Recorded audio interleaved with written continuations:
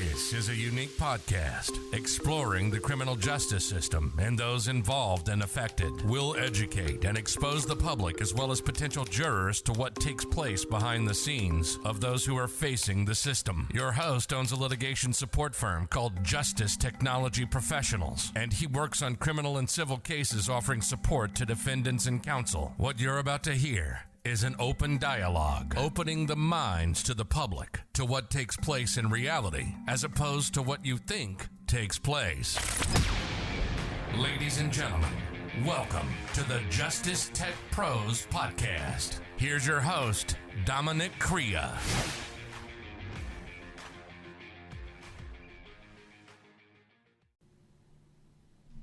Hello, listeners. Hope everybody's enjoying their day today. I was actually, a side note, I was looking into the tracking on my mouth and stuff, and I noticed it's not that accurate. And I was talking to a designer. They were telling me to start using an iPhone for the camera instead.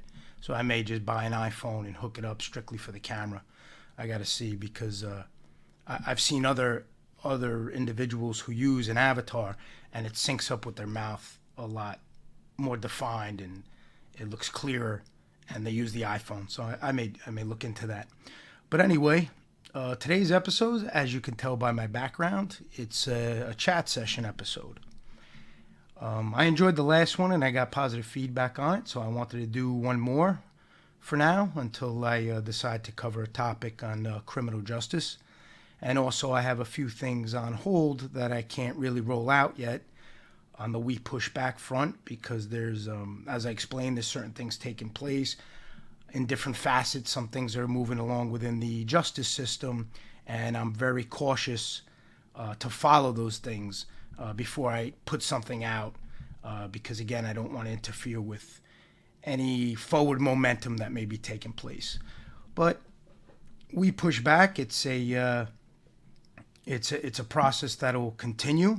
And it will continue in different phases, and it will continue based on what I'm comfortable getting out to the public and when the timing's right.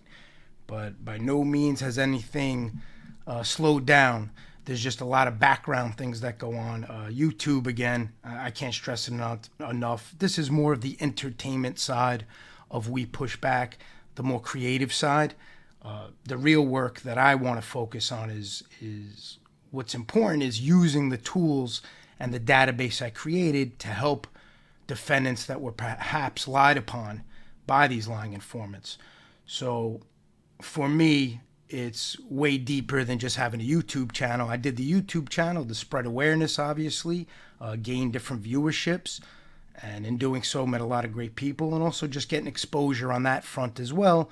So you're kind of covering all the bases. You know, you're covering the practical side of it, the entertainment side of it. So that's what I'm trying to, right now I'm focusing more on the practical side. A lot of the exposure I've been doing, ads in local media and local print, will really be more towards driving people to the actual database, to wepushback.com, not the YouTube channel. The YouTube channel is linked to the website, so when they go on there, they can watch some of the videos. But again, that's more the entertainment function. A lot of people on here, they think they're doing breaking news and things like that. They're doing all this work on YouTube. Come on, let's put it in perspective. It's YouTube. You have to start, in order for anything you do to really have legs, it has to carry over into the real life and do some kind of good or whatever your goals are, but in a practical manner, not just sitting talking. And that's really what I do here. I'm just sitting talking about things, not really doing anything productive outside of connecting with listeners and exposing it. What I mean by productive, it's not to be insulting. I just mean it's not doing anything to further something or to enhance something when it's on YouTube or to help somebody. It's more of just the entertainment side of it and the connection side of it. It allows me to make a connection with those who perhaps are following along or those who align with We Push Back. So I enjoy that aspect on it. And I take this side of things all day by day. And what I mean by this side of things, like the podcast end and the entertainment end and interacting with individuals on YouTube, I take that day by day. Some days I can't be bothered, and some days I want to record an episode. And today was that day. I got my new digs on, got new shades. These actually, I sent the designer a picture of the glasses I wear in real life, so he made that, which I thought was pretty cool. And of course, I had to make a We Push Back shirt for me. So with that said, I made a post that I wanted to maybe just talk about integrity a little bit and what it means to me. Because one thing I've noticed is it means different things, I guess, to a lot of different people, which I didn't think that was the case. Normally, the way I grew up and people I surround myself with, we're all kind of on the same page of what integrity means. But on YouTube, I noticed that's not the case. I guess everybody defines it differently because they'll shout integrity, but what I see doesn't match up with my personal definition of it.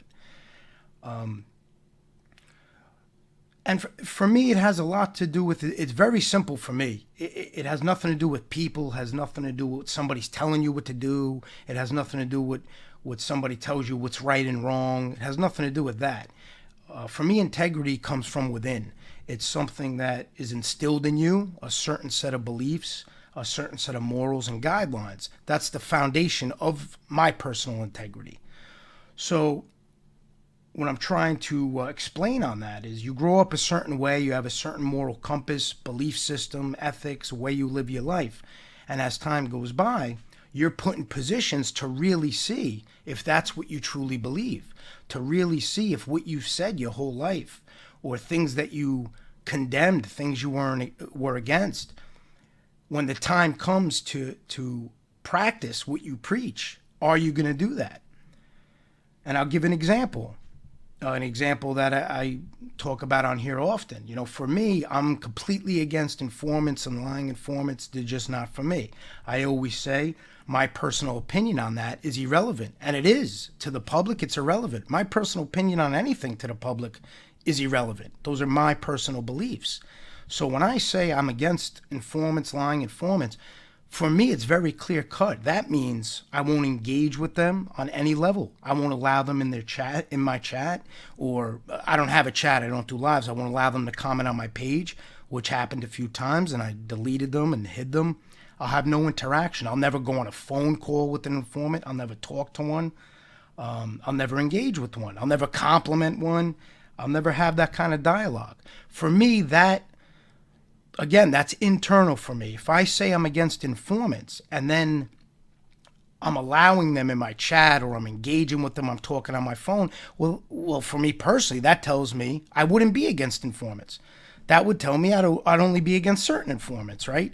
That's common sense, in my opinion. But on YouTube, that's not the case, I notice. I see a lot of people in different chats and different rooms, hosting shows where in one breath they say they don't like informants, they're against it, they don't like what they do to families, but yet they're engaging with them.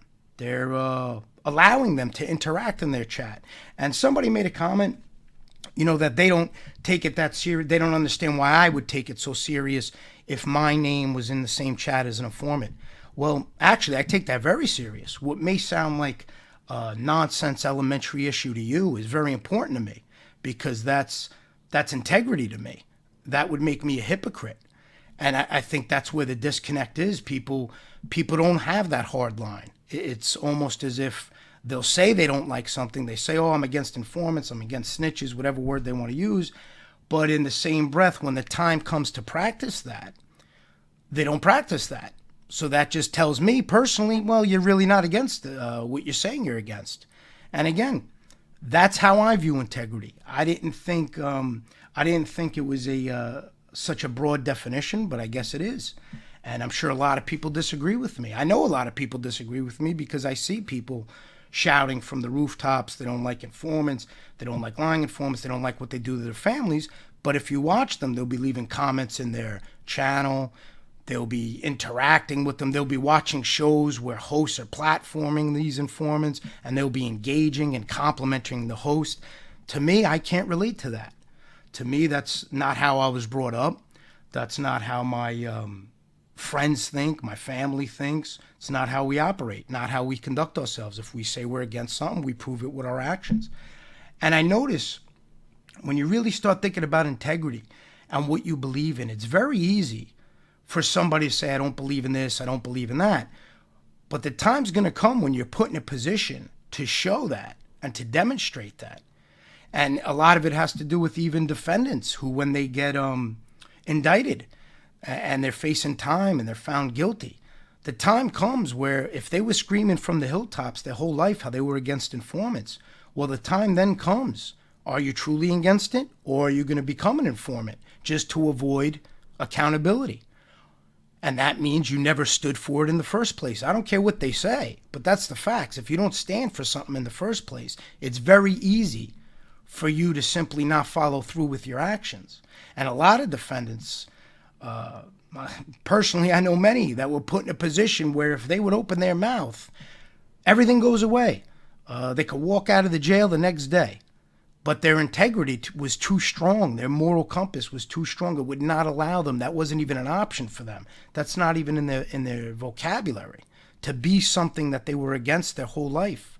And yeah, it's tough to stick to your integrity. You have a lot of people serving the rest of their life in jail because they have integrity, because they won't bend and they won't change who they are inside. And then you have a lot of the informants who I'm sure back in the day, they were using the terms, oh, I hate rats, I hate... They were probably using all of that, right? But when the time came to prove that that's what they believe, they showed what they really believe. They showed that being an informant's not that big of a deal to them. They could live with themselves with that. It doesn't affect their integrity. And I think that's what a lot of people miss. See, integrity is not just something to go on the rooftop, say, oh, I got integrity, I have all this integrity. It's something that at one time in your life, you're going to have to prove that that's what you believe. And it's not easy. Practicing integrity is not easy. I mean, even with the facts like with me, where you don't engage with informants or those who platform them. I'm sure for me, it's not uncomfortable because I guess I'm just, I always say it, I'm a bit of a prick, so I don't care whose feelings I hurt. But for other people, and when I say I don't care whose feelings I hurt, let me be very, very clear with that. If somebody is insulted by me practicing my integrity, shame on them. So that's the feelings I don't care about. If you take insult to me staying true to who I am, shame on you. That's not my problem. That's you problem. That's not a me problem. That's a you problem. That's how I see it. I don't put my friends and I don't put my family and people I care about in positions where they're uncomfortable or I'm influencing to do something that's against who they are. So I would never get insulted if somebody I'm friendly with is uncomfortable with something. It would never insult me because I want my friends to always be comfortable. I want them to always be okay with something. Even maybe say I'm okay with something and they're not. That's fine. I wouldn't take insult to that. And I'm talking about friends and family. I couldn't care who takes insult on YouTube. I don't expect much from anybody on YouTube. I just don't expect much. I've seen too much to expect anything. I could count on one hand people that I want to build a friendship with on YouTube. So that doesn't even factor in. And I think that's really the test for all of us individually. There comes a time where you're faced with certain things. You could shout as loud as you want. You don't like this, you don't like that. But there's going to come a time where you're confronted with it. And you have to make a choice. Do you stand by your integrity, although it may be uncomfortable, although you may feel like you're hurting certain feelings and stuff? Is your integrity that important to you where you're going to stand by it and follow through with it and to hell with everybody who's against it? Or are you going to fold? Are you going to make adjustments to satisfy others and at the same token to really be who you are? Because for me, if I do something that, say, was against who I am as a person, was against my beliefs, it makes me sick if I feel I messed up or I did something. Going back to that comment where somebody said, oh, what's the big deal if your name's next to an informant name? Yeah, that would bother me. That would make me sick. I would be pissed at myself. A lot of people can't understand that. They think it's foolish. Again, they think it's elementary. They think it's childish. To me, that's me practicing my integrity, me being proud of my last name, me being proud of where I come from my grandfather to my father, my mother. I was brought up a certain way with a certain set of beliefs, and I would feel if I did certain things, I would betray those beliefs. Even if I did it unintentionally, I'd be annoyed with myself. That's just how it goes. Everybody has different meters, and it's clear as day on here. Think about it, folks.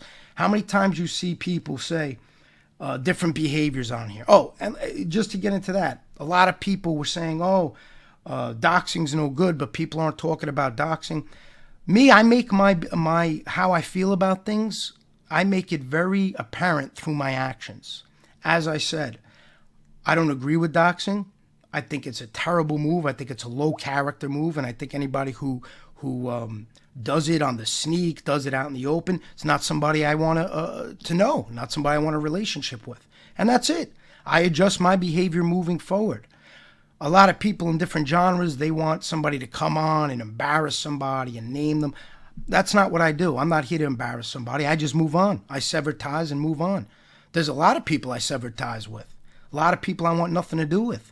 A lot of shows I haven't been in months and months, even before all this craziness, because of things I don't co-sign. It's not my job to come on here and embarrass somebody, force my opinion. I don't care. See, to me, those are words. Words are nonsense to me on here. It's actions. And my actions are going to dictate my beliefs. So if I see something going on I don't like, I want nothing to do with the person. I disengage. And I make it clear I want nothing to do with it, like I'm doing right now, so they know not even to talk to me, not even to reach out to me. It's not this big drawn-out event where you have to name and blame. It's YouTube, for God's sakes. We're not curing cancer. Nobody's curing cancer here. You get a lot of these shows, they think, we're doing this. What are you doing? What are you doing? You're making millions? You're making hundreds of thousands? No. For me, being successful is what I do in my real life. Putting food on the table for my family, taking care of my kids, paying for all their colleges. If they want a car, getting them a car. That's what I focus on. Things I could do for my wife. Things she wants. Make sure they have a roof over their head. Make sure they know that I'm the one who will protect them if anything happens. I'm the one who gives them confidence. I raise them to be secure in themselves. That's what's important to me. That's doing something. That's what I focus on. Taking care of my family members who need me. Family members may be incarcerated, making sure I'm there for them, helping them every step of the way. Those are the things that are important to me.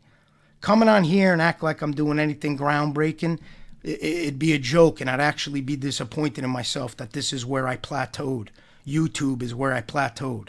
I'd have to take a good look in the mirror. For me. What's important to me is taking care of my family, taking care of my friends, being there when they need me. Not talking about it, not making big productions about it. Just making sure I'm there when the chips are down and making sure things are done when they need to be done. Not announcing it, not looking for pats on my back about it. Just doing it. There's been a few people on here that I've helped. They reached out to me for help. Don't talk about it, don't brag about it. If I want to help, I help. If I don't, I don't. Those are all individual choices. And I think a lot of people on YouTube, they put too much stock into what they're quote-unquote achieving on YouTube.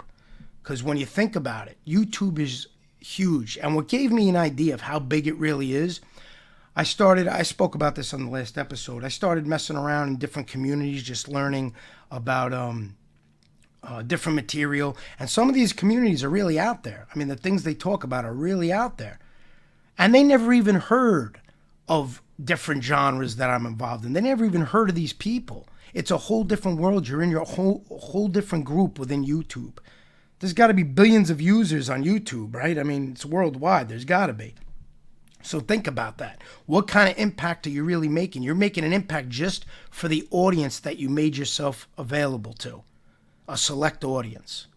There's subscribers. I came across a channel that had 4-point-something million subscribers the other day. I never heard of it. Never heard of this channel. Never heard anything about it. You would think, millions of subscribers, you would know about it. No. The only big ones I really know about is like that Mr. Beast or something like that.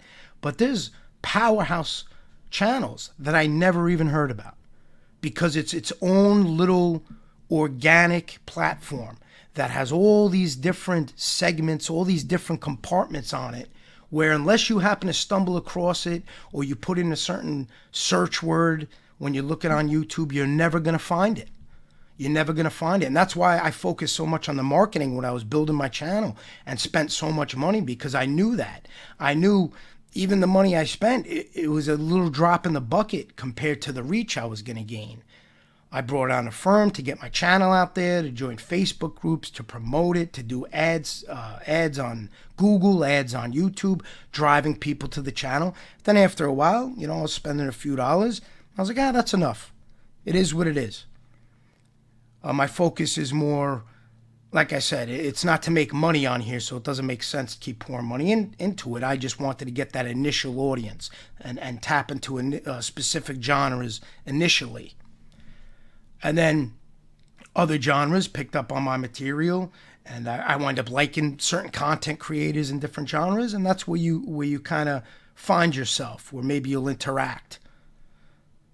I was on a channel the other day, and I tell you, certain genres are way more active than others. I was on a channel the other day. They were live. They got over 50,000 subscribers. There was only 40 people really active in the chat. So you get some channels where you just have active people in the chat. And if you notice, a lot of the active chats, it's not educational stuff. It's not. The channel I was in the other day was a psychology channel. But if you notice, the active chats are always the dramatic, always the drama, always the chaos. That's where you get a lot of active. And that's why I laugh when people are like, oh, look at the percentages of what we have in the chat versus how many we have subscribers. No, that has nothing to do with it. It has to do with the material, the drama. One of the channels I was in, I told you, in that new genre I was looking in, the channel only had 1,800 subs, but he had 300 and something people in his chat. That was just, it's a genre where everybody, it's like a community. Everybody's involved. They all know each other. A lot of people are interacting. That's what really, I believe, makes the chats active. I don't think it has anything to do with the size of the channel, because I've even seen channel with millions of subscribers only have maybe about 1,500 people in the chat. And then I've seen some with 20,000 people in the chat. So it's all about the topic and the people following it and how active they are. I know a lot of my friends who follow, they don't step foot in the chat. They just want to hear what I'm talking about. A lot of my family, pretty much the majority of my family, they just like to listen. That's it. So you get a lot of that as well. When you have those active chats, I believe it has a lot to do with the drama. People want to see drama. It's like Jerry Springer. He wasn't the #1 show for all that time for no reason. There was a reason behind that. He was beating out shows like Oprah, shows that were doing quality content. He was destroying them. Why? Because of the drama. That's where you get the activity. That's where you get a lot of the engagement. So for me, when you get people who try to measure the success of the channel based on that, they're not using the right tool to measure it, as far as I'm concerned. And I don't know, I see a lot of things, you have people, one day they'll say, oh, I'm against somebody going on and bashing women and bashing families, and then the next day they're friends with these people. To me, again, you're not living by what you supposedly claim you believe in. And to each their own.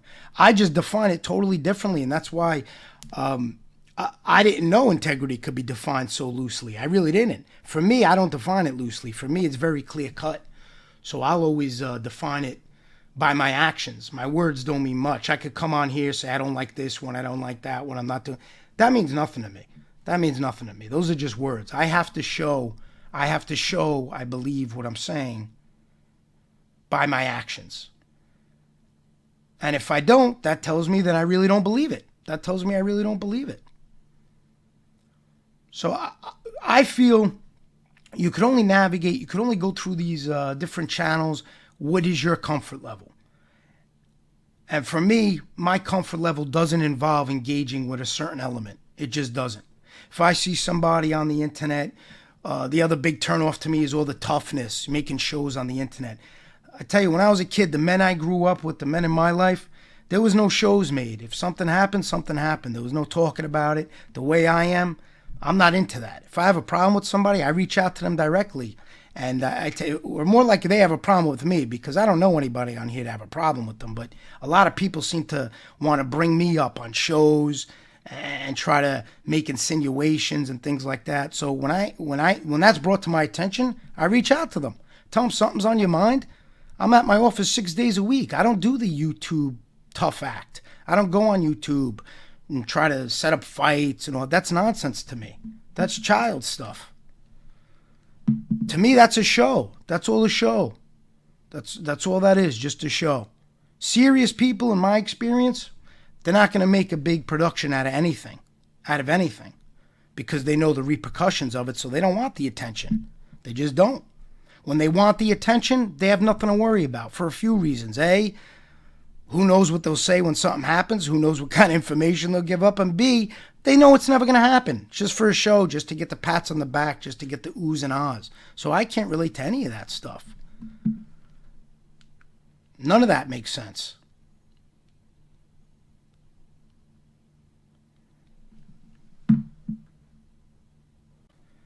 And I believe on YouTube, you see it's almost like a social experiment where you see if somebody truly believes in what they're shouting from the rooftops.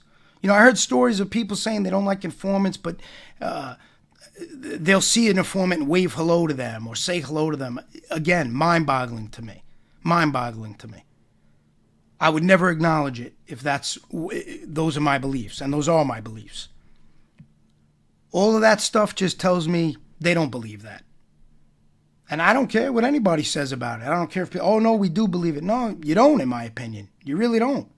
You say you do because maybe it's the popular thing. I don't know, or you think it makes you sound cool.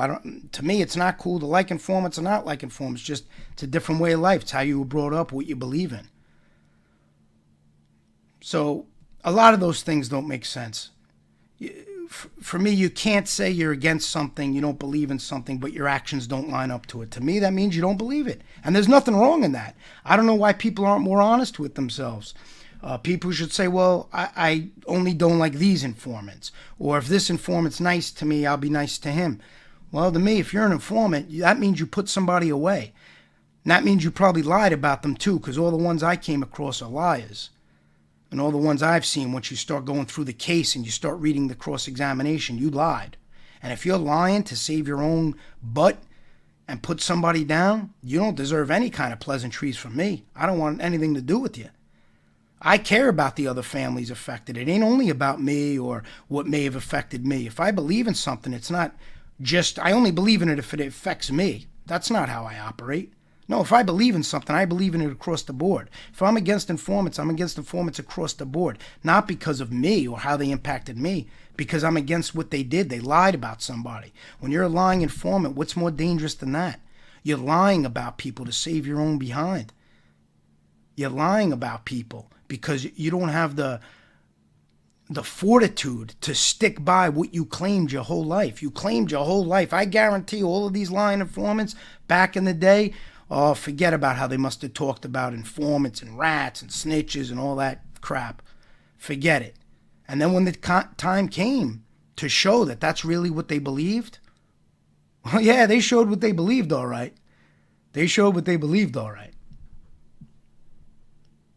You know, I was always taught, be careful of somebody who acts like they have nothing to lose because they may have an ace in their back pocket. And what that means is they'll have an out card.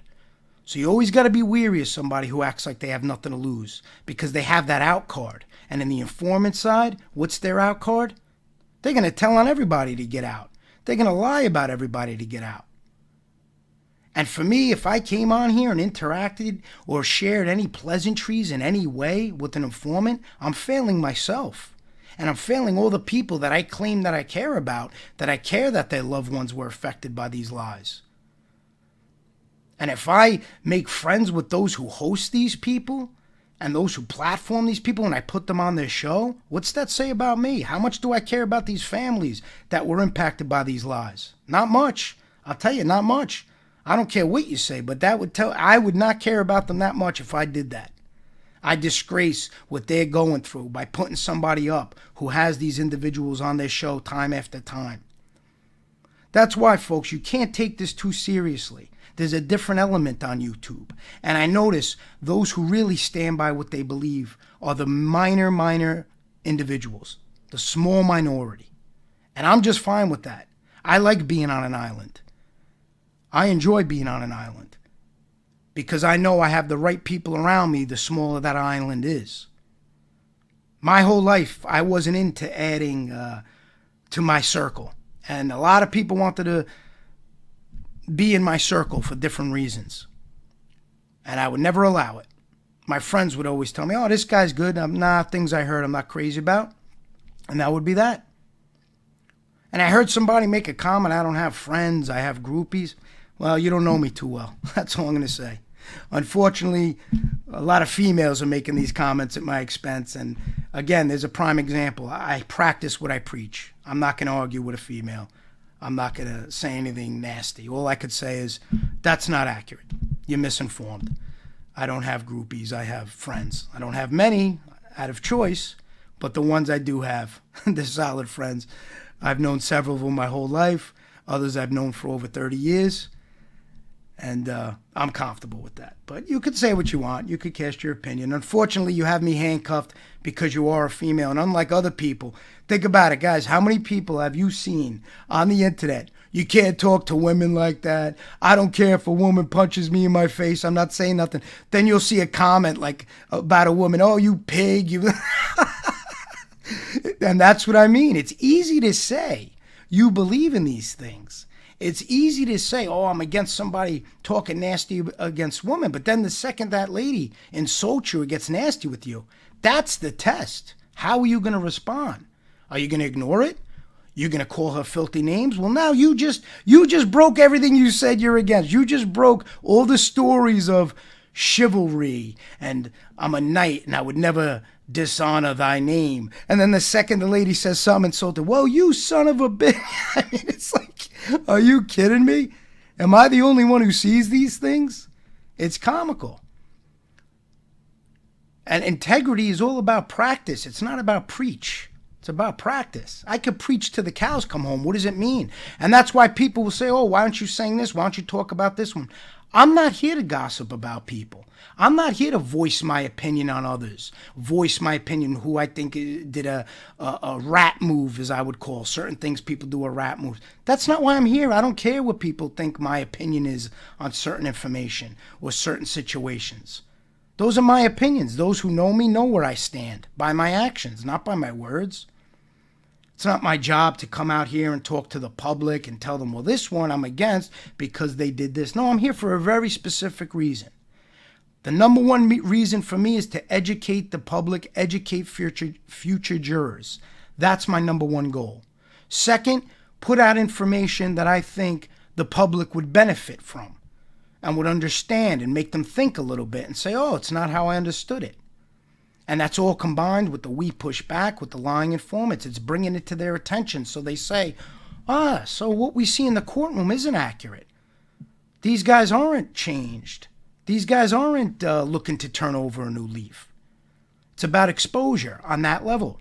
It's not here to get into YouTube wars and to build teams and say, oh, now I'm against this one. And the other thing I'll tell you, which isn't in my character, if I was ever friendly with somebody on any level, I can never come on here and then start bashing them or allow anybody to bash them. To me, that's low character. I chose to be friends with you at one time, or not friends, that's a strong word. I chose to be cordial with you at one time, maybe share a few messages on Instagram, but always pleasantry. Maybe you hashtagged we push back and I appreciated. Then you do something I'm totally against. I'm not going to come on here and start laying into you and saying what a bad person you are. That's for everybody to decide. I know how I feel. I want no part of you anymore. If you do something that's totally against who I am, I want no part of you no more. That's it. Not even exchanging pleasantries. That's it. So I make it clear they know where I'm at, I know where they're at, and we move on. That's how I am. I've had, a lot of people should be lucky I am the way I am, because I've had a lot of those who host these lying informants send emails. I never once bring up the conversation, look to embarrass them. Look, I don't bring that stuff up. It's not what I'm about. But yet I notice if the latest thing is there was somebody who supported We Push Back, and apparently they were involved in doxing, and I'm 100% against that, and I want nothing to do with the individual. But I notice everybody's up in arms about that. Oh, they want them, talked about every day. That's not my style. I don't know who they're expected to talk about it every day, but that's not my style. And it's also not my style to, if I was cordial with somebody and somebody was a supporter, it's not my style to then turn on them and bash them. I've had a few of those. A few of those where they would they wanted the free shirt, and then 2 weeks later they're bashing the cause, they're bashing me. What am I going to do? Come on here and say, oh, you're full of shit? No, I move on. It's not that important to me. I expect it. I expect all of that. And that's why, honestly, I think I fulfilled my giveaways, because I've seen too many people claim they believe in something and they believe in We Push Back, and their behavior just doesn't reflect it in any way. So the only thing I'm working on next is I'm doing limited edition hats, and there's going to be a select few of people that are going to get those hats. It's really going to mostly be for my family and friends, because one thing that was funny, I went to go visit somebody in Canaan, and a few of the inmates were in there, looked at me and said, hey, Dom, we push back. And I thought that was pretty cool. And then the families asked me for hats and things like that. I thought that was pretty cool. So I'm going to be reserving those hats for select people, because I want it to mean something to certain people. I want people to know about it and support it if you believe in it, if you truly believe in it. And honestly, I don't care if I get 5 supporters based on that. That's fine. At least I know I have 5 real supporters. That's fine by me. Again, it's not about the supporters, folks. I know on YouTube people want to say, oh, this supporter did that, and this. That's great. Supporting's great. Don't misunderstand me. I'm not knocking it. It's wonderful. I appreciate it. But the goal of what I'm doing is not in the hands of the supporters. It's in my hands. It's in my hands, reaching out to defense teams to utilize the tool I'm building, to utilize the database I'm building, and to use strategies such as, like I said, where you have to get the episodes from these lying informants. You have to get the transcripts. If you know a defendant, get those transcripts. YouTube has that tool now. You could download the transcript, send it to the defendants impacted, see if they want to rebuttal something, see if they want to clear the record about something. That's what it's about. It's not about just hashtagging. That's all great, because what that does is bring it to the attention of people. That brings it in the algorithm. That brings people to the website to learn more about it. That's what that does. So it's a phenomenal mechanism, and it's greatly appreciated. And I think the true supporters understand what I'm saying. I'm not minimalizing at all what you do. It's appreciated, and I'm very grateful. All I'm saying is the purpose of We Push Back is on a much bigger scale, and it's more strategic. Recently, I've been sending transcripts of certain YouTube podcasts to different defendants. And they're highlighting them, they're going through certain things, and there'll be responses, there'll be rebuttals. All those things will come out in time. That's when it's working as a proper tool. When I have defense teams calling me, asking my advice on different podcasts, or needing my services to transcribe, so I could then advise them on what could possibly be used that I thought was useful, and then they're the attorney. They'll tell me, Dominick, this is good, this is no good, but I try to raise all issues. I look at things from a common sense standpoint, and then the attorney will tell me what could be used in the courts and how you could use it. You know, you could use these things in all different ways. They have, they call them tools. You have the Rule 33 tool, which is what we used in my father's case. Then you have a habeas corpus tool. There's all different tools you could use to get back in front of the court. It all depends on your attorney. And that's where you have to rely on your attorney to get the knowledge for that. So you can know, all right, this is what I heard. This contradicts A, B, and C. How could I use it? And then your attorney will guide you, and they'll give you the proper strategy. I'm not an attorney. I don't know the legalities as far as how the mechanism could be used. I'm a support team for the attorneys. We get everything. We kind of prop it up. We tee it up for them. And then they decide how they want to use it. And that's what's powerful for me. I've always had a great hand on common sense, on analyzing things, on details, on technology. So I use all of my skill sets to help that process. I met with an attorney last week, and they said they valued how I always think outside the box, even though there may not be a way to use it within the legal arm. When I tell them my opinion and what I want to accomplish, they then put their heads together and strategize on how they could use it strategically for the legal process to help their client. So it never hurts. And this is for the family and the friends and the people who really, really do care and don't just say they care about the damage that these lying informants and those who host them is doing, what they're doing. I'm talking to the people who really care about that. Even if you think your idea is crazy, even if you think it may not, you maybe can't do nothing, it never hurts to voice it. Bring it to the attention of your defense team. You have great lawyers out there. They could come up with things. They could strategize. Don't ever hold it in. If you hear something that sounds off, it can't hurt to send a 5-minute email to bring it to their attention. Or to send a transcript to your loved one or your friend or somebody you know that says, hey, this guy said this. Is there anything you want to do? Do you want to counteract it? Do you want to put me in touch with your defense team? And that's been my strategy with different defendants. I send a letter to the defendants that's incarcerated based on a lot of these lying informants on here. And I tell them, if you have anything to say, here's my information. I understand if you don't want to talk directly. Put me in touch with your family and we'll go from there. And that's how things are playing out on a lot of fronts. And when I wanted to talk about integrity, again, people will try to twist it and act like I'm this oracle of integrity. No, I practice integrity to myself. I'm not claiming to be somebody who's houses the most powerful beliefs, and he's really top tier as far as practicing what he preaches. I'm sure sometimes I make a mistake, and I'm not trying to be an authority on it. This is my podcast. I'm giving my opinion, and that's all it is. It's my opinion. It's not better than anybody else, and it's not worse than anybody else. It's my opinion. It's how I define things. I define my integrity by my actions. And you know how I know if I slipped up on my integrity and my beliefs? If I get a sick feeling in my stomach. My gut is the ultimate protector of my integrity. My gut will tell me, hey, Dom, you shouldn't have did that. Dom, you screwed up. That's not what you believe. Make sure you fix it. That's what I go by. I don't go by the approval of others. For others to say, well, he did this and that clashes with this. I don't care what people say. That's irrelevant to me. It's my gut. That's what I go by. It's what I feel inside. And that's what I live by. And that's why I have the family I have and the friends I have and the core structure I have, because we're all very like-minded on key important things. Of course we disagree on so many things. Of course. That's what a friendship is. I have a lot of friends who will disagree on issues. We're not robots. We have arguments, but the core values, the core beliefs, that never sways. That never changes. And actions always follow through what we believe. Always. And for me, that's my definition of integrity. And it's odd to even say that because, again, one would think it's universal, but it's not. It's not. And I know it's not because people are screaming integrity, but their actions do not coincide with their words. And for me, it's all about actions, folks. My whole life.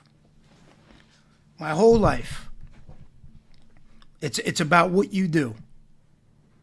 You know, my wife told her friend once, and it stuck in my head. She said, I never doubt what my husband tells me because everything he's told me since we've been dated, he made happen. And that always stuck in my head. That made me feel good because I like for my family to know that if I tell them something, it's going to be. If I shake somebody's hand and I tell them this is what's going to happen, and I make sure it happens, I take pride in that. It may not mean much to other people, but I take pride in that. When I started my business, I was 20 years old, and I was doing payroll. And people didn't want to give me their payroll. They were like, look at this kid, young Italian kid, what the hell does he know? I had to do contracts without contracts. I would tell them right out, we won't sign anything. Give me a month to do your payroll. If I don't do it better than your current service, you could leave, no harm, no foul. You're not tied into anything. Shook their hand. And I executed everything I promised. That's how I built my rapport. That's how I built my reputation. And then 15 years later, I merged with a very large organization based on what I built, based on my reputation, based on what I solidified. And it was funny because on the merger, you know, when you do a merger, a lot of it's more corporate and they want every I dotted and every T crossed. And a lot of my clients were like, Dominick, you would just shake my hand and we would do it. And I had to rework things and explain, I understand. But that was when I was running things. It's a little different now when you merge, you know, but I still kept that relationship. But they weren't used to that because they knew if I told them something, they didn't need a piece of paper to back it up. If I was able to do something, I told them. And if I wasn't, I was honest with them and said, I can't do it, but I'll figure it out. I never bullshitted anybody. If I didn't know something, I'd say, listen, give me a little time. I'll figure it out. I don't know how to do it now, but I'll figure it out. And that's how I would operate. And to me, it all bleeds into each other. If I say I don't believe in something, I got to make sure my actions align with that.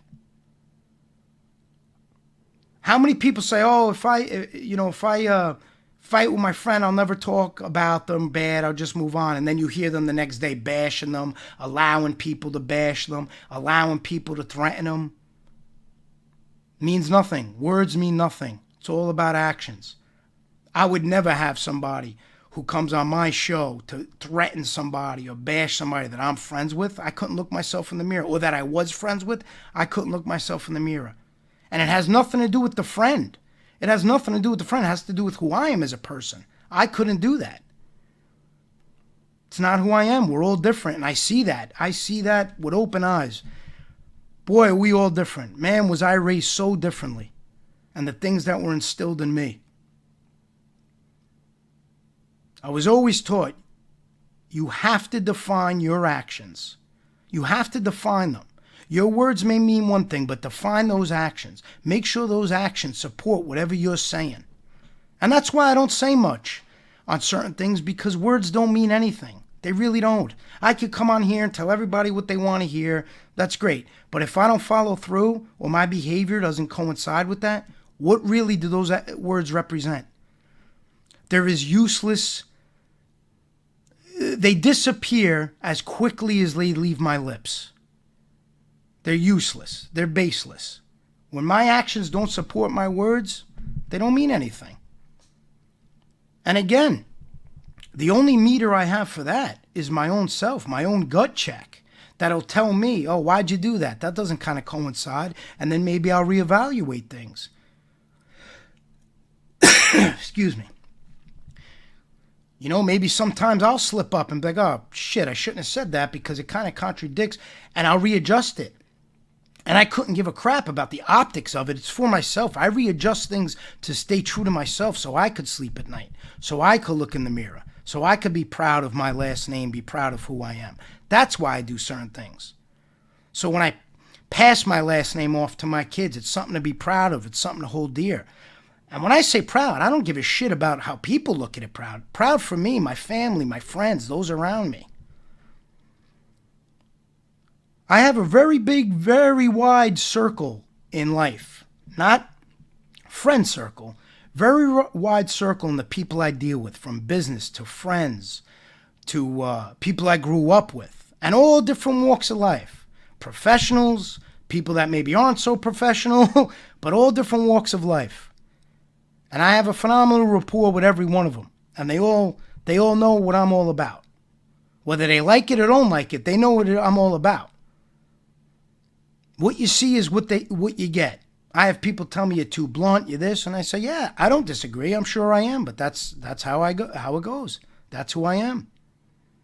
But I'll tell you one thing, if I'm your friend, I'm a pretty good friend. Okay? To those who deserve it. To those who deserve it. Friendships are a two-way street. Friendships, you don't get respect just because you want it. You get respect when you give it and when you earn it. And when I don't get it from somebody, they're not my friend. I know instantly not my friend. If somebody figuratively slaps me in my face, that's not my friend, and they never were my friend. And we were never building a friendship. That's how I look at things. That's how I interpret things, and it's not that important to me. These are all new friendships. It's not that important to me. When I build certain things with certain people, some are going to last, I hope, and some may not last. Who knows? But it's not something that's that detrimental to me. And there's things I just won't agree with and I want no part of. And it's very easy for me, folks. All I do is the second things aren't the way I want, I unsubscribe.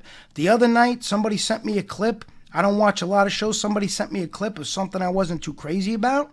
Somebody was saying something on a show I wasn't too crazy about because it could jam people up. It was a complete, utter falsity. Never happened. And everybody was okay with that, but not me. Not me. I made sure I addressed it directly, and that ended that. I don't go on about it. Not going to do shows about it. Not going to play the clip and dissect it. I said what I had to say. I got the person's attention. I reached out. We had a discussion. Person retracted it. End of story. As far as I'm concerned, end of story. And I make it clear to everybody.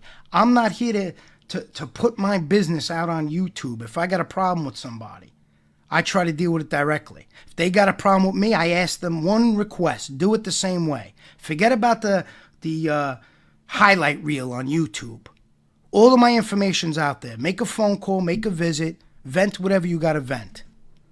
Say whatever you got to say.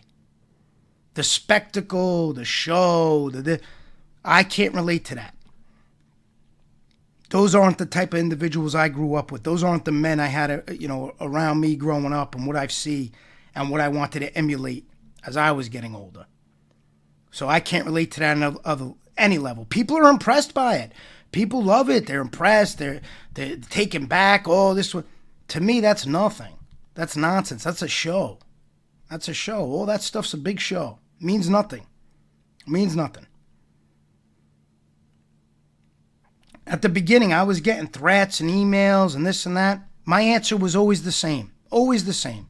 That's great. I wouldn't fight. I wouldn't talk tough. I wouldn't try to impress anybody. You know, my answer was, okay, I could see you're frustrated about it. If I were you, I would come to my office and vent those frustrations in person. That's all. Very simple. Vent them in person. You're that worked up, vent them in person. I'm inviting you 6 days a week. You don't even got to schedule anything. Somebody will be in my office. If I'm not there, I'll come right back. So it's not a problem. That's when you know show from reality. If somebody's serious or somebody's just, being brave on YouTube, being brave in email, being brave in text, however it may be. That's the difference, folks. I'm not here for that circus. I'm not here for a circus. I'm here to do things a certain way, to proceed a certain way, to engage with people that I believe are quality people, and I believe stand by their beliefs and don't just say their beliefs. Oh, I don't like informants, and then 2 seconds later you see them commenting all throughout informant shows, complimenting hosts who host informants. To me, to my circle, to the people around me, when I bring those things up, they're on the same page as I am. So I know I'm not thinking out of whack. I know my morals and my way of being is in check as far as who I am as a person. Now, people may not agree with it. I'm not saying my way is the right way. I'm just saying if I claim to believe certain things, if I'm telling you I'm against lying informants, I'm against those who platform them, and then you see me interacting with this person, hosting this person, propping this person, being buddies with this person, wouldn't you say, hey, Dominick, you're full of shit? I would. I would think I'm full of shit. Those are the facts. Those are the facts. And I'm not going to change who I am. Prime example. Female, as I brought up earlier, I had a few females saying not so nice things about me on my behalf. There's nothing I can do about it, folks. I'm handcuffed. I'm handcuffed. I'm not going to do like these other guys who say, oh, you never talk to a woman like that. And then you see them cursing out mothers in chats, calling women pigs, doing show after show, saying they're going to, I don't even want to repeat it, but saying they're going to do certain things to certain females. See, I don't play that game. My actions align with my words. If I tell you I'm not going to engage and bash a female, I'm not. I had a female come on my page. She's not a fan of mine, but I tried to engage with her. I talked pleasant to her. She was talking nasty to me, aggressive to me. And I told her right out, if it goes this way, I have to disengage because you're handcuffing me. I can't answer you like the way I would answer a male. I wasn't brought up that way, so I'm being handcuffed. I got to just shut up. Do I care what the optics are? Do I care if somebody thinks, oh, look how he cowered to a girl? I couldn't care. Okay, I cowered to a girl by being respectful. Okay, fine. I can live with that. I wasn't brought up that way, folks.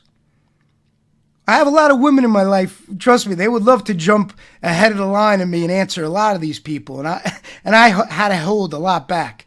I had to hold a lot back because I don't operate that way and I won't let my family operate that way. We're not going to have these YouTube nonsense reflect on my name and reflect on who we are, reflect on our name. And they're on the same page with me. But, as anybody knows, you have women in your life, they get very defensive. They want to jump right in and mix it up.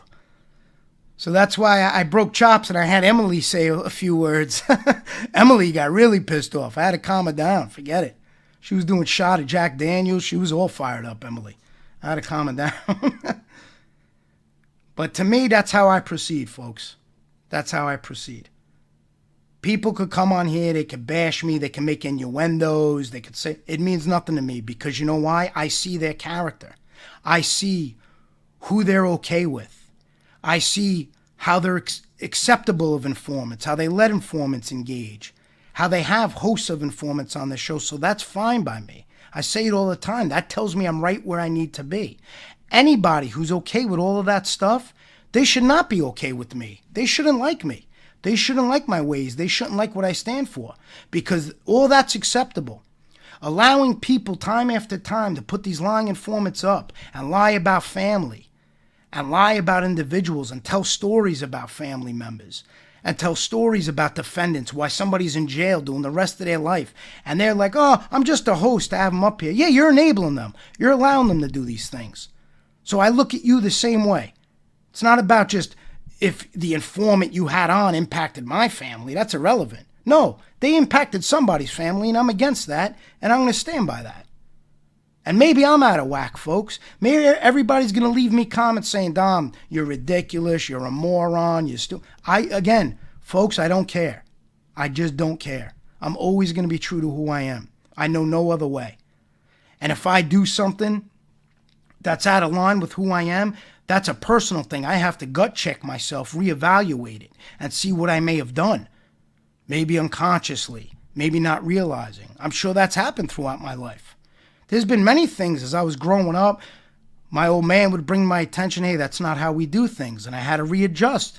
And that's not how I raised you. And I had to readjust. I was a wild kid in a lot of ways. My friends could tell you some crazy stories. I'll tell you what, if I was on here 20 years ago, it'd be a different ball game. You grow, you adapt, you learn what's important, you learn how you want to conduct yourself. You learn the true meaning of being a solid person, a solid individual, and being a man, and what a man means to you, and what a man represents. And the way I define integrity, that's a big part of what a man represents. Somebody who follows through with their actions, not just their words, not just says, oh, I'm against informants, but then they're in their chats and they're gloating with them and they're praising them and they're telling stories with them and they're correcting stories and they're engaging. That tells me everything they're saying is not accurate.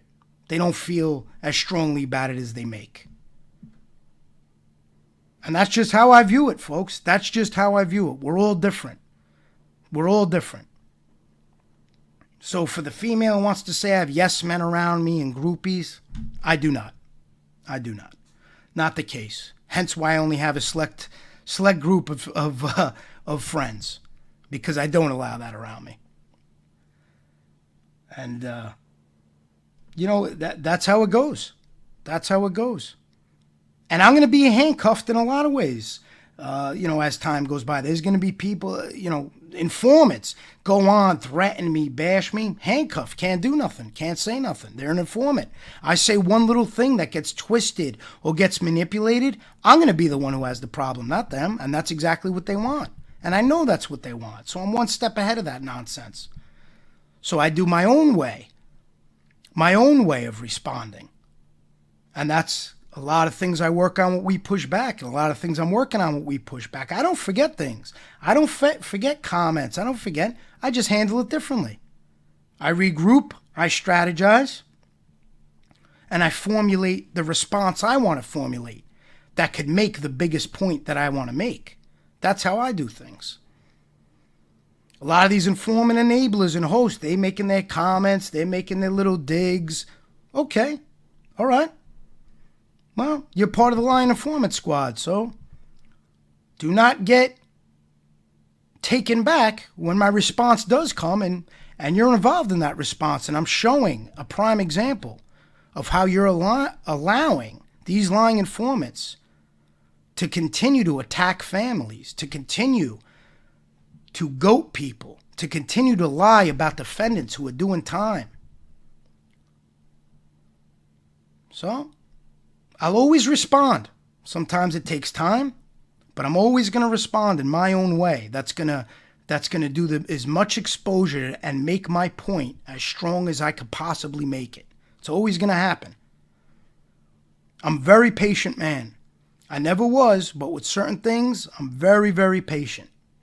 And it's hard. Trust me, it's hard. Because I like to do things spur of the moment. I like to get things done yesterday. But I recognize you have to be patient. And it's practice. I don't consider myself a stoic. I consider myself trying to achieve that. Trying to practice stoicism on a daily level because it's very, very hard. And I don't meet all of the guidelines of it, but I look up to it and I respect it. I respect a lot of things about it, and I try to do my best to align with it because it is a smart way of doing things. Some of the things are very hard, though. They don't believe in getting quote-unquote revenge. I believe in revenge in certain ways. In my own way, I believe in revenge. I do. Whether it's right or wrong, I just do. So that's there's a lot of things that I'll never be able to achieve to really be considered, I'm a perfect stoic. There's a lot of things it'll never happen. But I try to practice as much as I can because the philosophy is a great one. It really is. If you can master it, it really helps for peace of mind and really helps for your own well-being. It really is. But that's what I do in life. I take pieces of all things that relate to me, all things that I'm drawn to, and I try to incorporate them. So there's all different pieces of philosophies and ways of conducting yourself that I try to use and almost create my own, define myself. Use all of those things to define who I am. And some people like it, some people don't. But the important people in my life, they like it. And that's all I care about. That's all I care about. So I wanted to just kind of talk about that a little bit, talk about integrity again. For those who look to knock everything I do, they'll try to say I'm using this to act as if I am such a person with high integrity. Not what I'm saying at all. Don't twist it as you always try to do. I'm just giving my point of view on it and how I define it and what I feel I need to do to stay true to it. So if I tell you that I feel integrity is your actions matching your words, I try to live by that. I'm sure a lot of people are going to have their remarks again, and I'm sure I'll be handcuffed again because a lot of those people are going to be females, and it is what it is. I'm not going to respond. I'm just not going to engage. I'm not here to get into fights. I'm here to talk. With this new little chat session I'm doing on the channel, I'm here to chat a little bit, and once I put together a few of the projects I'm working on, I'll put out the material based on criminal justice, based on lying informants. But some of those things are on the back burner for strategic reasons, and when the window opens where I could revisit them and give them the exposure they need, I'm going to do that. So until then, I'll probably do a few chat episodes, folks, as things pop in my head. And integrity really popped in my head because all I see is actions that don't line up with the words. People, I'll never talk nasty to female. I don't agree with that. And then the second the female says something to them, that's it. Every word in the book. You're a pig. You're a this. You're that. So funny. So funny. People that did show after show saying the most god-awful, vile things about women, about family. And then you flash forward a few months later and everything's fine. I can't relate to that on any level, folks. I said this in my last episode. Sometimes when somebody crosses a line, there is no going back. For me, there is no going back. There's certain things that I said that if somebody said those things, I would just have to wait to see them in person. That's all I'm going to say. But there would be no going back. I can't relate to that on any level at all. Other people think I'm crazy. Other people think I'm immature for thinking that way. I look at it completely opposite. I don't think it's immature at all. I think it's just sticking to what you believe. When you say something's crossing the line, sticking to that and saying, hey, this person crossed the line. I'll never engage with them again, but everyone's different. YouTube's the world of... So I saw somebody made a comment. They said it was Bizarro World, and it is. It's Bizarro World. It really is in a lot of ways. And that's why I just do my own thing. And those who follow me and support me, I'm always grateful for. The shows I enjoy. I try to go on shows or interact on shows, I should say, with people who fall more in line with what I do as far as how they conduct themselves and practice their beliefs. Where if they tell me they're against lying informants, they're not in their chats, they're not supporting the host, that's what I try to gravitate towards in a certain genre. In other genres, has nothing to do with this nonsense. I was in a psychology chat last night. We were just talking about liars. It's actually a phenomenal excuse me. It was a phenomenal podcast. I posted it on my community tab. They were talking about the habitual liars, and it all you see a lot of similarities about what goes on YouTube and even with these lying informants. This doctor of psychology is really phenomenal. I like her style. I like the way she does things. But I was interacting in that, just asking questions, engaging on that level. This genre is a little different. I have to be a little more hyper-focused because, again, there's a lot of people that go completely against completely practice what I'm against. So I have to be hyper-vigilant of that because I don't want to engage with individuals that I am aware are lying informants or are friends with lying informants or host lying informants. So I have to be a little more vigilant, and that's why I pulled the reins back months and months ago. From certain shows because I seen the engagement with these lying informants, and again, wasn't for me. Not something I stand for. Not something I could co-sign in any way. I would feel like I failed a lot of the people that I've been speaking to. A lot of these family members have been calling me that were impacted by lying informants that I don't even know, never even heard of. No impact on me, but I would feel like I'm almost betraying them by engaging these hosts who put them on.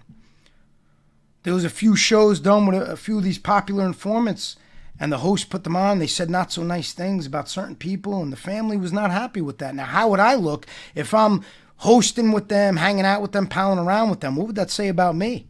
That's how I look at it. And a lot of people disagree. And again, I don't care who disagrees. I don't care. You're not that important to me. You're irrelevant in my world.